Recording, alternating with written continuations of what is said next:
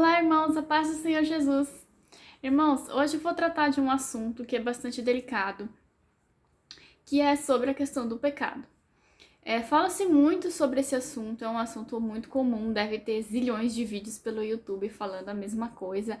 Como vencer o pecado, como andar em santidade, ou então você tem que andar em santidade, é importante andar em santidade. Então, assim, muitos vídeos falam a mesma coisa, tratam desse mesmo assunto, é um assunto muito falado. Tanto que eu nunca abordei esse assunto no meu canal, porque eu achei que já tinham muitos vídeos por aí tratando desse assunto, achei que era desnecessário. Mas eu comecei a sentir no coração que eu devia falar sobre isso. Principalmente porque eu já fui muitas vezes procurada por irmãos que estão passando por lutas em relação a esse assunto e que vem pedir meus conselhos. Então, irmãos, eu achei que eu devia tratar aqui no canal sobre isso. A primeira questão que a gente precisa entender, na realidade, o que eu ia abordar é sobre a questão do pecado por repetição. Porque é o seguinte, é muito comum que você entrega a sua vida para Jesus, você se arrepende dos seus pecados e você deixa a sua vida antiga para trás e você segue em frente, certo? Esse tipo de arrependimento é um arrependimento que todos nós já passamos. Eu pressuponho que a maioria dos meus inscritos já são convertidos e os que não são ainda estão no processo, estão aprendendo com isso. Mas assim, irmãos, quando você se arrepende, você deixa a sua vida para trás e você segue em frente.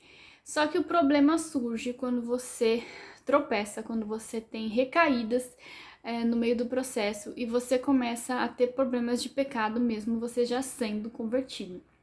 Quem nunca teve isso, que atire a primeira pedra, né? Então, assim, como lidar com essa situação, o que a gente faz quando a gente tá passando por isso? Irmãos, um dos problemas do pecado de repetição é que muitas vezes a pessoa acaba perdendo a energia para estar se arrependendo. Porque o que acontece? Você chega até Deus e pede perdão. E aí passa um tempo, você cai de novo. E depois que isso acontece uma série de vezes, uma vozinha começa a dizer assim: por que você vai pedir desculpa de novo? Se você sabe que você vai cair. Você é um hipócrita. Você é um falso. Você tá tomando o tempo de Deus. Enfim, todos esses tipos de vozes vão começar a passar na sua cabeça. Não é verdade? E aí você começa a dar ouvidos a isso e começa a pensar, bom, é verdade. Se eu me arrepender, eu sei que amanhã eu vou cair de novo. Na cabeça da gente, a gente pensa que o arrependimento acontece quando você simplesmente vai lá, pede perdão e nunca mais pratica o pecado e pronto, fim da história. Só que muitas vezes a gente tá numa situação em que você sabe que você vai cair novamente. E quando isso acontece, irmãos, normalmente a gente se sente constrangido diante de Deus de estar indo lá pedir desculpa, sendo que você vai cometer novamente.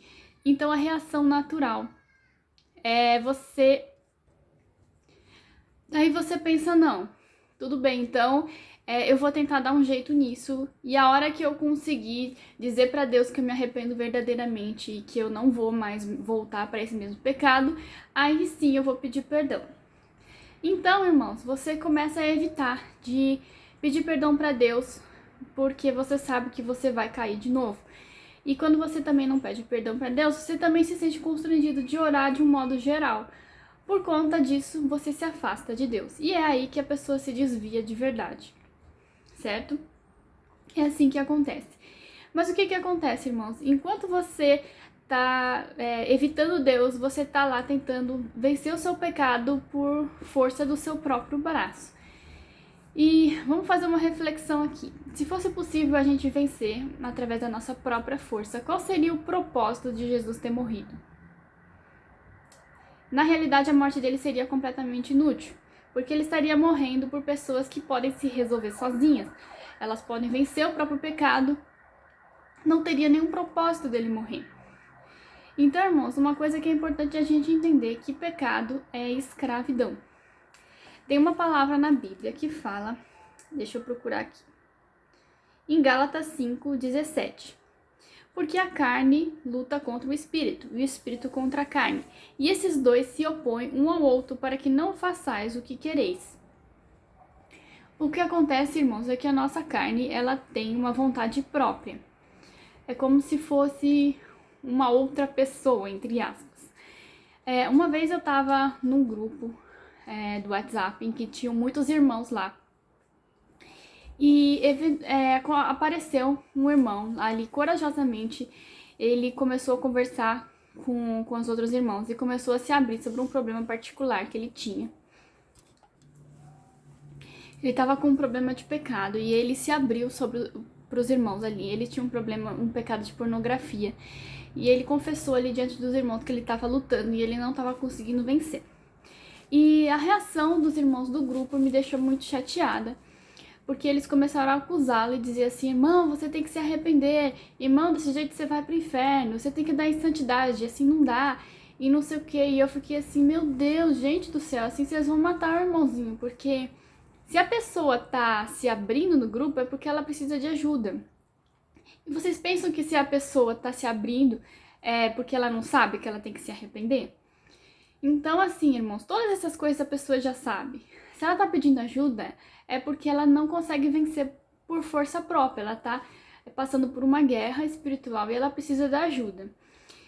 Então, irmãos, eu chamei esse irmão em particular e pedi pra ele me explicar o que estava acontecendo. E ele falou assim: Thalita, eu tô numa guerra e já faz muito tempo que eu tô escravo desse problema. E todas as vezes eu falo que eu vou conseguir e eu começo a fazer tudo direitinho e passa um tempo, eu não aguento, eu acabo caindo.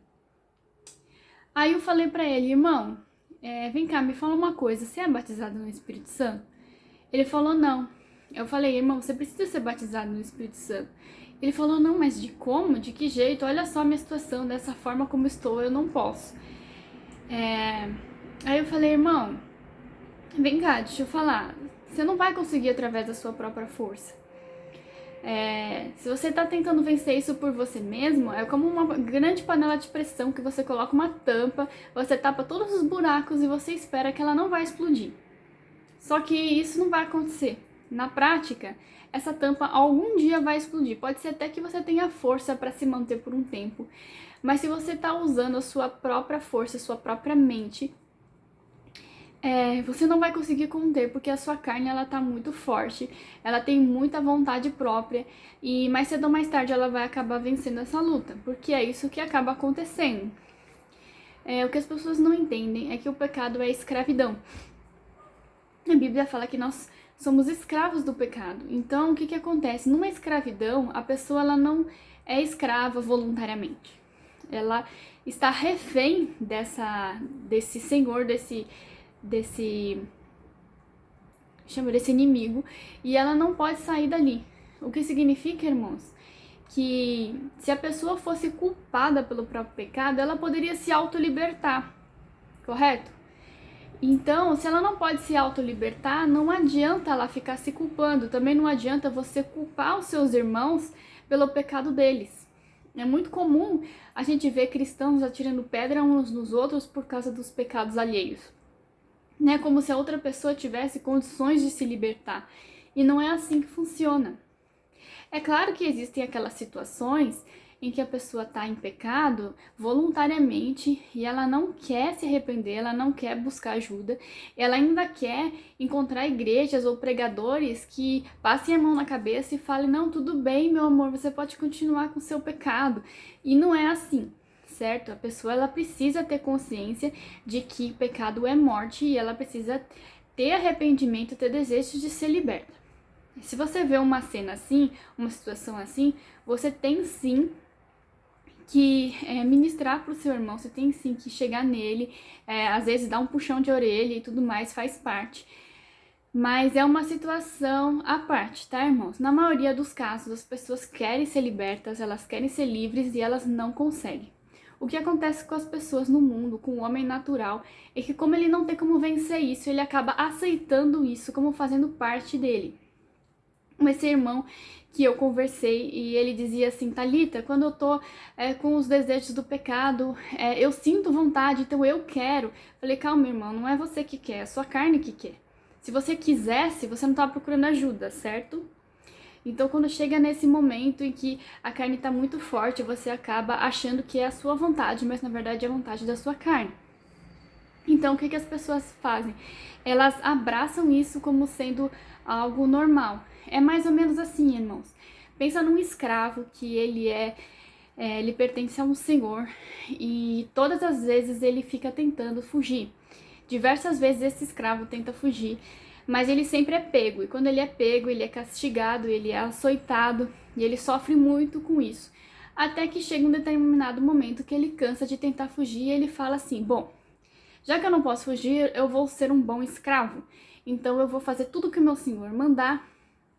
E ele começa a fazer isso.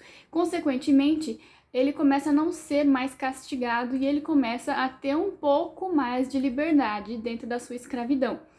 Vocês acham que uma pessoa assim, ela é livre ou ela continua sendo escrava? Ela é uma escrava do mesmo jeito. A diferença é que ela não está sofrendo tantas consequências imediatas, mas ela ainda continua sendo escrava. E é isso que as pessoas do mundo fazem. Elas abraçam a escravidão do pecado e vão, entre aspas, ser felizes. O problema é que isso traz consequências no futuro.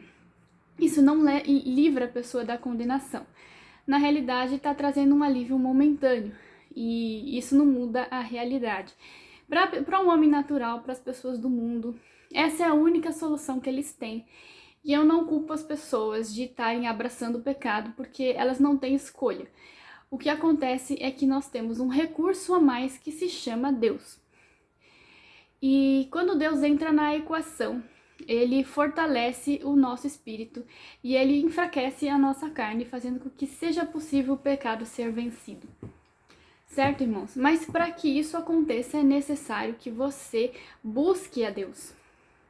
Então, o que acontece? Quando você está tentando vencer o pecado pela sua própria força, você se afasta de Deus e aí a sua carne fica ainda mais forte. Então, o que a gente precisa fazer, irmãos? Se você está com um problema de pecado por repetição, você precisa se achegar a Deus mais do que nunca.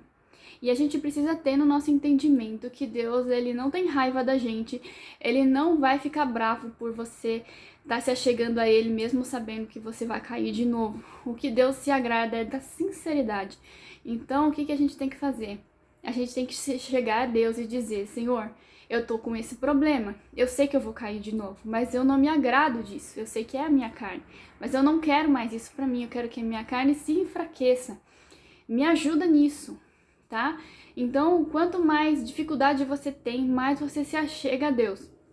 Então você começa a buscar o Senhor, você começa a jejuar, você busca o batismo no Espírito Santo, irmãos. Porque o Espírito Santo, ele não é dado para quem é santo. O Espírito Santo é dado para que a gente se torne santo. Eu sei que isso parece uma coisa contraditória. Você pensa, como é que o Espírito Santo vai habitar em alguém que é podre? Não faz sentido. Mas na verdade, a luz, ela ilumina as trevas e não ao contrário. Então, na hora que o Espírito Santo for chegar em você, que você for receber ele, vai ficar muito mais fácil você vencer o pecado. Porque você vai começar a alimentar o seu espírito, você vai começar a se alimentar de uma coisa que vai te saciar muito mais do que o pecado. E aquilo ali vai crescer em você de uma forma tal que o pecado já não vai mais fazer sentido. E você vai começar a perceber que a sua carne já não tem mais tantas vontades. Aquele desejo que você sentia pelo pecado começa a diminuir. E cada vez vai se tornando mais e mais fácil. Até chegar um ponto que aqueles pecados maiores e mais óbvios, eles desaparecem. E aí o Senhor começa a passar o pente fino em coisinhas mais delicadas e mais profundas. Você sabe como é que é. Então, irmãos, tô falando tudo isso porque muitas vezes as pessoas se afastam de Deus desnecessariamente, porque não têm o entendimento. Isso é válido não só em relação ao nosso pecado, como em relação ao pecado das outras pessoas. Quantas vezes eu já vi as pessoas xingando e agredindo emocionalmente pessoas que estão em pecados, ou até pessoas do mundo falando assim: você é um pecador, você vai pro inferno, não sei o quê. E você não se coloca na pele da pessoa para entender o quanto a pessoa já sofreu pelaquele pecado, né? Então é isso, irmãos. Certa vez eu conheci uma moça que ela tava com um problema particular de pecado. Ela não é convertida, pelo menos que eu tenha conhecimento, mas ela era católica e ela compartilhou num grupo lá que eu participava que ela tinha um problema particular e ela foi procurar ajuda espiritual. Então ela foi até um padre de uma igreja católica, poderia ter sido um pastor também, tá, irmãos? Não faz muita diferença. E ela foi até esse padre e ela se abriu sobre aquele problema que ela estava vivendo, aquela luta. E o padre teve uma reação que não foi saudável. Ele disse para ela que ela ia pro inferno, que ela estava em pecado, não sei o quê, e ela saiu de lá se sentindo arrasada, sentindo que não tinha mais solução para ela, porque a única ajuda que ela achou que ia funcionar não funcionou. Então, ela abraçou aquele pecado e falou assim: eu sou assim, a minha vida é assim, e foi viver com aquilo, achando que ela estava liberta, mas na realidade ela continuava escrava daquele pecado. Então, muitas vezes as pessoas vêm até nós como uma última esperança e às vezes a gente não tem sabedoria para instruir o irmão sobre aquilo.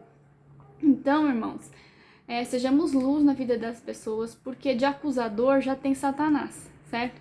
Ele já faz o papel de acusador, então a gente não precisa fazer isso. Muitas vezes os cristãos fazem papel de acusador e o Satanás ele tá olhando e dando risada, falando, ó, estão trabalhando para mim, olha que ótimo, né? Então, irmãos, não façamos isso, né? Porque isso não ajuda. Então, irmãos, é isso. Eu espero que eu possa ter ajudado em alguma coisa. Se precisar de ajuda, eu vou colocar meu WhatsApp embaixo. Eu sei que tem situações muito complexas e delicadas, principalmente quando a pessoa, o pecado da pessoa às vezes envolve outras pessoas, como no caso de adultérios. Tem situações em que a pessoa tá tão enredada que ela não sabe como sair daquilo. E é bem complicado mesmo, mas Deus tem uma palavra que fala, né, que não existe cadeias que ele não possa arrebentar. Então, não tem nada impossível para Deus. Ele sempre pode te libertar, ele sempre pode te livrar de uma situação bem complicada. E é isso, irmãos. Até o próximo vídeo. A paz do Senhor Jesus.